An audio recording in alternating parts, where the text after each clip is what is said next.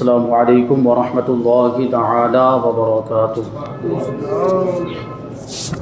نحمده ونصلي ونسلم على رسوله الكريم اما بعد فاعوذ باللہ من الشیطان الرجیم بسم اللہ الرحمن الرحیم ان اللہ وملائکته یصلون علی النبی یا ایہا الذین آمنوا صلوا علیہ وسلموا تسلیما اللہم صل علی سیدنا ومولانا محمد معدن الجود والکرم وآلہ الکرام وابنہ الکریم وبارک وسلم صلاۃ و سلام علیک یا رسول اللہ صلی اللہ تعالی علیہ وسلم۔ امت پر حضور پاک صلی اللہ علیہ وسلم کے حقوق کا بیان جاری ہے۔ اس میں چوتھا حق ہے محبت رسول۔ حضور پاک صلی اللہ علیہ وسلم سے محبت کرنا یہ ایمان والوں پر اہم فریضہ ہے، اور محبت رسول کے تعلق سے صحابہ کرام کے چند واقعات اس سے پہلے آپ نے سماعت کیے، اور کچھ واقعات شامل کرتے ہیں۔ حضرت بلال رضی اللہ تعالی عنہ کی وفات کا وقت قریب آیا، اور حضرت بلال حبشی رضی اللہ تعالی عنہ کا عشق رسول مشہور ہے۔ آپ نے کئی واقعات اس سے پہلے سنے ہوں گے۔ جب ان کی وفات کا وقت قریب آیا تو ان کی بیوی نے غم سے نڈھال ہو کر کہا، واہ ربا، واہ حزنا، ہائے میرا غم، یعنی میرے شوہر مجھ سے جدا ہو رہے ہیں، یہ بڑی تکلیف کی بات ہے۔ تو ان کے منہ سے یہ تکلیف والا جملہ نکلا، واہ حزنا، ہائے میرا غم۔ یہ سن کر حضرت بلال رضی اللہ تعالیٰ عنہ نے بستر موت پر تڑپ کر کہا، واہ قربا غدن القل احبہ محمد و صحبہ، کہ یہ غم کی بات نہیں ہے، یہ تو خوشی کی بات ہے۔ واہ رے میری خوشی، میں کل تمام دوستوں سے یعنی محمد صلی اللہ علیہ وسلم اور ان کے صحابہ سے ملاقات کروں گا۔ تو حضور کے بعد چونکہ ان کا وصال ہوا، حضور پاک صلی اللہ علیہ وسلم ظاہری طور پہ دنیا سے تشریف لے جا چکے تھے، تو حضرت بلال رضی اللہ تعالیٰ عنہ اسی کی طرف اشارہ کر رہے ہیں، اور بہت سے صحابہ کرام بھی وصال فرما چکے تھے، تو حضرت بلال حبشی وہی تمنا ظاہر کر رہے ہیں اور اس پر خوشی کا اظہار کر رہے ہیں کہ میرا انتقال ہو رہا ہے، میری وفات کا وقت قریب آ گیا۔ تو یہ کوئی غم کی بات نہیں ہے، یہ تو خوشی کی بات ہے کہ مرنے کے بعد میری ملاقات حضور پاک صلی اللہ علیہ وسلم سے ہوگی اور ان کے پیارے پیارے صحابہ سے ہوگی۔ حضرت علی رضی اللہ تعالی عنہ سے کسی نے سوال کیا کہ آپ کو رسول اللہ صلی اللہ علیہ وسلم سے کتنی محبت ہے؟ تو آپ نے فرمایا کہ خدا کی قسم، حضور صلی اللہ علیہ وسلم ہمارے مال، ہماری اولاد، ہمارے باپ، ہماری ماں اور سخت پیاس کے وقت پانی سے بڑھ کر ہمارے نزدیک محبوب ہیں، لیکن ساری چیزوں سے زیادہ ہم حضور سے محبت کرتے ہیں۔ حضرت عبداللہ ابن عمر رضی اللہ تعالیٰ عنہ کا پاؤں سن ہو گیا، کام کرنا بند کر دیا، تو لوگوں نے ان کو اس مرض کے علاج کے طور پر یہ عمل بتایا کہ تمام دنیا میں آپ کو سب سے زیادہ جس سے محبت ہو اس کو یاد کر کے پکاریے، یہ مرض جاتا رہے گا۔ یہ سن کر آپ نے یا محمدہ کا نعرہ لگایا اور آپ کا پاؤں اچھا ہو گیا، یعنی حضور کو پکارا۔ اور سوال کیا تھا؟ لوگوں نے کیا علاج بتایا تھا کہ جس سے سب سے زیادہ محبت ہو اس کو پکارو، تو انہوں نے حضرت عبداللہ ابن عمر نے کسی اور کو نہیں پکارا بلکہ حضور پاک صلی اللہ علیہ وسلم کو پکارا۔ اس سے کیا پتہ چلا کہ ان کو دنیا میں سب سے زیادہ محبت کس سے ہے؟ حضور پاک صلی اللہ علیہ وسلم سے۔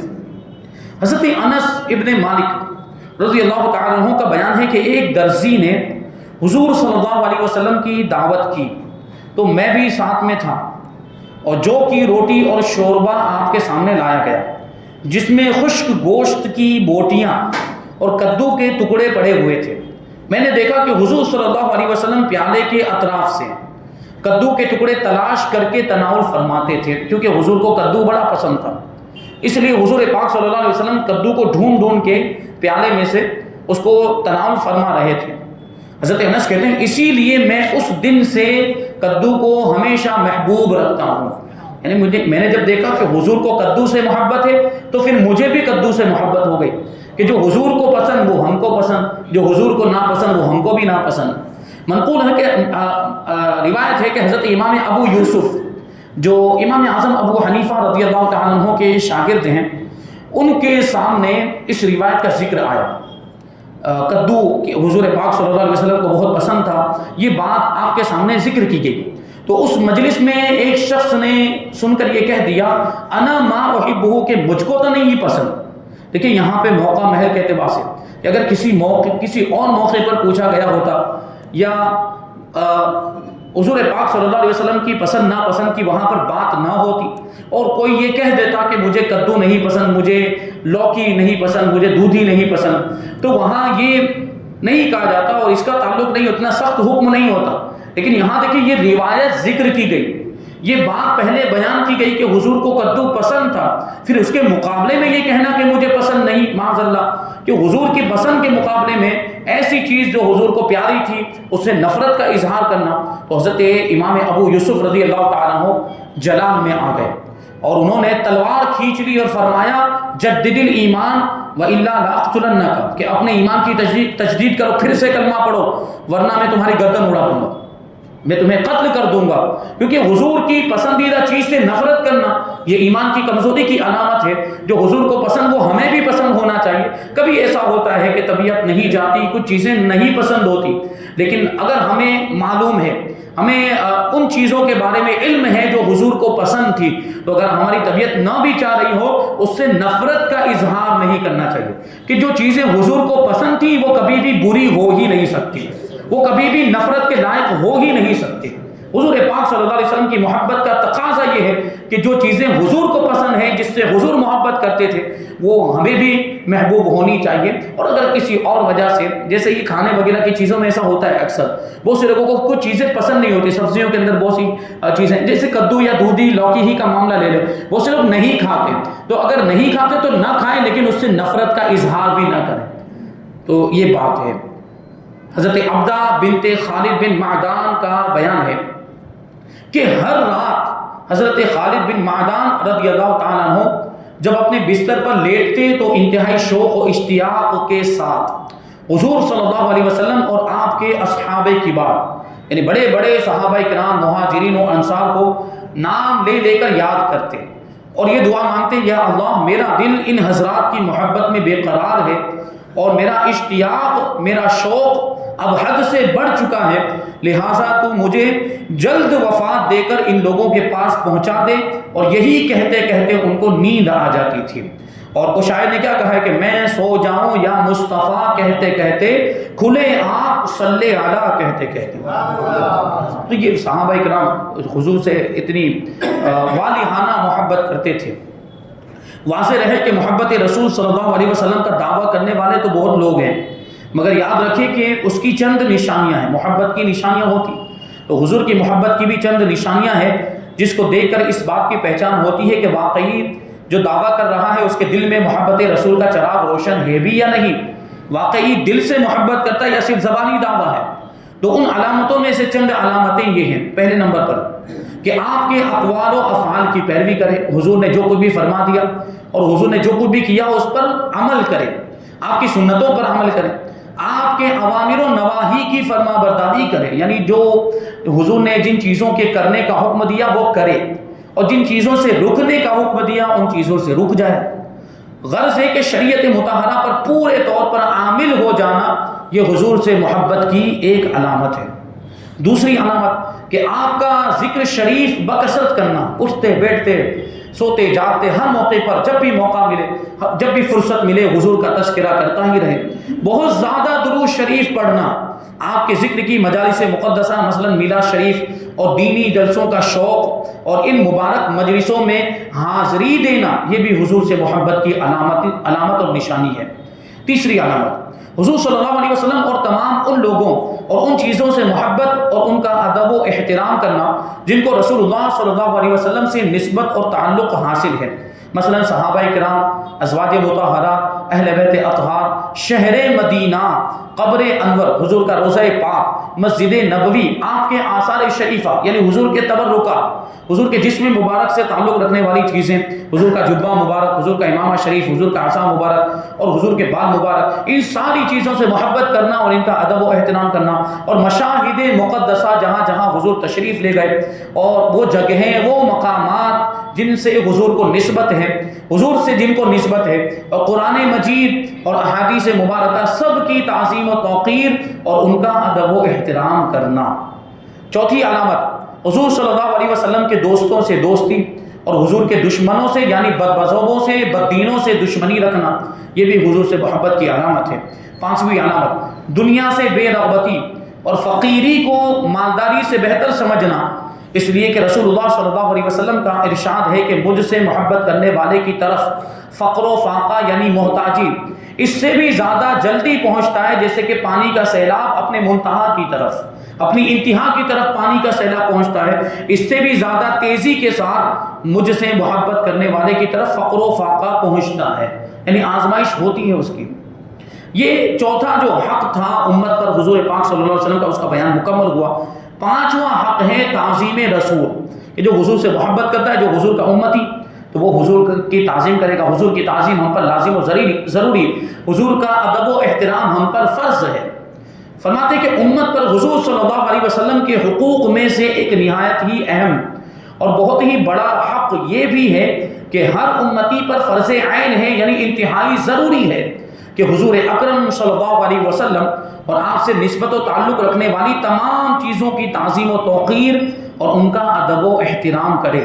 اور ہرگز کبھی بھی ان کی شان میں کوئی بے ادبی نہ کرے۔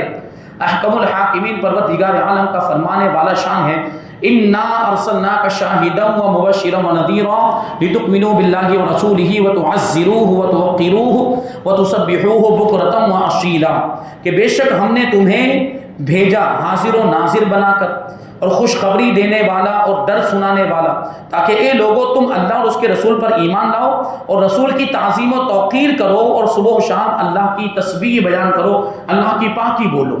اس میں دیکھیں مومنین کو حکم دیا جا رہا ہے کہ تم رسول کی تعظیم و توقیر کرو، تو ایمان والے حضور کی تعظیم کرتے ہیں۔ حضرت علامہ قاضی عیاض رحمۃ اللہ تعالی علیہ نے فرمایا ہے کہ اس بات پر تمام علماء امت کا اجماع ہے، یعنی اتفاق ہے، کہ حضور صلی اللہ علیہ وسلم کو گالی دینے والا یا معاذ اللہ ان کی ذات، ان کے خاندان، ان کے دین، ان کی کسی خصلت میں نقص نکالنے والا، کمی نکالنے والا، یا اس کی طرف اشارہ کنایہ کرنے والا، یا حضور کی بدگوئی کے طریقے پر کسی چیز سے تشبیہ دینے والا، یا آپ کو عیب لگانے والا، آپ کی ذات پر معاذ اللہ عیب لگانے والا، یا آپ کی شان کو چھوٹی بتانے والا، یا آپ کی تحقیر کرنے والا، آپ کی شان میں توہین کرنے والا، بادشاہ اسلام کے حکم سے قتل کر دیا جائے گا۔ حضور کی شان میں توہین کرنے والے کی سزا یہ ہے کہ بادشاہ اسلام اس کو قتل کر دے۔ اسی طرح حضور صلی اللہ علیہ وسلم پر لعنت کرنے والا، یا آپ کے لیے معاذ اللہ بد دعا کرنے والا، یا آپ کی طرف کسی ایسی بات کی نسبت کرنے والا جو آپ کے منصب کے لائق نہیں، جو آپ کی شان کے لائق نہیں، یا آپ کے لیے کسی مضرت کی تمنا کرنے والا، یعنی کسی نقصان کی تمنا کرنے والا، یا آپ کی مقدس بارگاہ میں کوئی ایسا کلام بولنے والا جس سے آپ کی شان میں استخفاف ہوتا ہو، یعنی آپ کی شان میں توہین ہوتی ہو، یا کسی آزمائش یا امتحان کی باتوں سے آپ کو آڑ دلانے والا بھی سلطان اسلام کے حکم سے قتل کر دیا جائے گا اور مرتد قرار دیا جائے گا، وہ دائرہ اسلام سے باہر ہو جائے گا اور اس کی توبہ بھی قبول نہیں کی جائے گی۔ اور اس مسئلے میں علماء امصار یعنی اسلامی شہروں کے علماء اور سلف صالحین بزرگان دین کے مابین کوئی اختلاف نہیں ہے کہ ایسا شخص کافر قرار دے کر قتل کر دیا جائے گا۔ محمد بن سحنون علیہ الرحمہ نے فرمایا کہ نبی پاک صلی اللہ علیہ وسلم کی شان میں بد زبانی کرنے والا اور آپ کی تنقیص کرنے والا کافر ہے، اور جو اس کے کفر اور عذاب میں شک کرے وہ بھی کافر ہے، اور توہین رسالت کرنے والے کی دنیا میں یہ سزا ہے کہ وہ قتل کر دیا جائے گا۔ اسی طرح حضرت علامہ قاضی عیاض رحمۃ اللہ تعالی علیہ نے حضور صلی اللہ علیہ وسلم کے متعلقین یعنی آپ کے پیارے صحابہ، آپ کے اہل بیت، آپ کی ازواج مطہرات وغیرہ کو گالی دینے والے کے بارے میں بھی فرمایا کہ حضور علیہ الصلوۃ والسلام کے اہل بیت اور آپ کے ازواج مطہرات اور آپ کے صحابہ کو گالی دینا یا ان کی شان میں تنقیص کرنا، توہین کرنا، گستاخی کرنا یہ حرام ہے، اور ایسا کرنے والا ملعون ہے، لعنتی ہے، اس پر اللہ اس کے فرشتوں کی لعنت ہے اور تمام لوگوں کی لعنت ہے۔ یہی وجہ ہے کہ حضرات صحابہ کرام حضور صلی اللہ علیہ وسلم کا اس قدر ادب و احترام کرتے تھے اور آپ کی مقدس بارگاہ میں اتنی تعظیم و تکریم کا مظاہرہ کرتے تھے کہ حضرت عروہ بن مسعود ثقفی رضی اللہ تعالیٰ عنہ جبکہ وہ مسلمان نہیں ہوئے تھے اور کفار مکہ کے نمائندہ بن کر میدان حدیبیہ میں گئے تھے، تو وہاں سے واپس لوٹ کر انہوں نے کفار کے مجمع میں علن اعلان یہ کہا تھا کہ اے میری قوم، میں نے بادشاہ روم قیصر اور بادشاہ فارس کسرا اور بادشاہ حبشہ نجاشی کا دربار دیکھا ہے، مگر خدا کی قسم میں نے کسی بادشاہ کے درباریوں کو اپنے بادشاہ کی اتنی تعظیم کرتے ہوئے نہیں دیکھا جتنی تعظیم محمد صلی اللہ علیہ وسلم کے اصحاب محمد کی کرتے ہیں، یعنی اتنی زیادہ وہ تعظیم کرتے ہیں۔ چنانچہ آگے کچھ اس کی مثالیں پیش کی جا رہی جس سے اندازہ لگایا جا سکتا ہے کہ حضور صلی اللہ علیہ وسلم کے صحابہ حضور پاک صلی اللہ علیہ وسلم کے دربار میں کس قدر تعظیم و تکریم کے جذبات سے سرشار رہتے تھے، حضور کی کیسی تعظیم کیا کرتے تھے، حضور کا کیسے ادب و احترام کیا کرتے تھے۔ حضرت امیر المؤمنین علی مرتضیٰ کرم اللہ وجہہ الکریم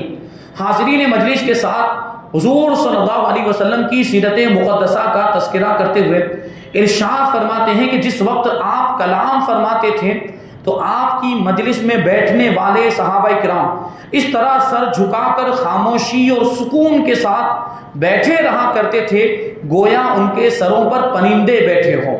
جس وقت آپ خاموش ہو جاتے تو صحابہ کرام گفتگو کرتے اور کبھی آپ کے سامنے کلام میں تنازع نہیں کرتے، یعنی حضور کی بات کو کبھی کاٹتے نہیں تھے۔ حضور جب کچھ بھی ارشاد فرماتے تو بڑی خاموشی کے ساتھ حضور کی گفتگو کو سنتے تھے اور حضور کی بات کے مکمل ہونے کا انتظار کرتے، بیچ میں کچھ بھی بولتے نہیں تھے۔ یہ صحابہ کرام حضور کی بارگاہ کا ایسا ادب کرتے تھے اور حضور کی بارگاہ میں چلا کر باتیں نہیں کرتے تھے، حضور کی بارگاہ میں آواز اونچی نہیں کرتے تھے، اور جو آپ کے سامنے کلام کرتا آپ توجہ کے ساتھ اس کے کلام کو سنتے رہتے یہاں تک کہ وہ خاموش ہو جاتا۔ یہ صحابہ کرام، یہ جو چڑیوں اور پرندوں کے سر پر بیٹھنے کی بات کی کہ صحابہ کرام اس طرح سر جھکا کر حضور کی بارگاہ میں بیٹھتے جیسے سر پہ پرندے ہو، سر پر چڑیاں ہو، تو اگر کسی کے سر پر کوئی پرندہ بیٹھا ہو اور وہ یہ چاہتا ہو کہ وہ پرندہ اڑے نہ تو کیا وہ حرکت کرے گا؟ وہ بالکل بھی حرکت نہیں کرے گا۔ تو صحابہ کرام حضور پاک صلی اللہ علیہ وسلم کی بارگاہ میں ایسے بیٹھتے تھے جیسے ان کے سر پر پرندے بیٹھے ہو، یعنی وہ بالکل حرکت نہیں کرتے تھے،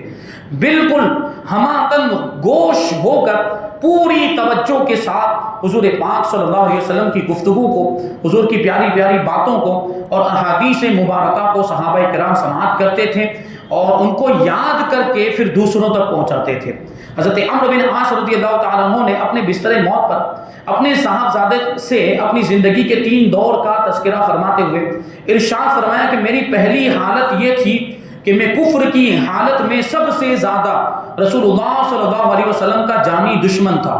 اگر میں اس حالت میں مر جاتا تو یقیناً میں جہنمی ہوتا۔ اور دوسری حالت مسلمان ہونے کے بعد کی تھی کہ کوئی شخص میرے نزدیک رسول اللہ صلی اللہ علیہ وسلم سے زیادہ محبوب نہیں تھا اور میری آنکھوں میں آپ سے زیادہ عظمت و جلالت والا اور کوئی بھی نہیں تھا، اور میں آپ کی ہیبت کی وجہ سے آپ کی طرف نظر بھر کر دیکھ نہیں سکتا تھا۔ یہی وجہ ہے کہ اگر مجھ سے حضور صلی اللہ علیہ وسلم کا حلیہ دریافت کیا جائے تو میں اچھی طرح بیان نہیں کر سکتا۔ اگر میں اس حالت پر مر گیا ہوتا تو مجھے امید ہے کہ میں جنتیوں میں سے ہوتا۔ اور تیسری حالت میری گورنری اور حکومت کی تھی کہ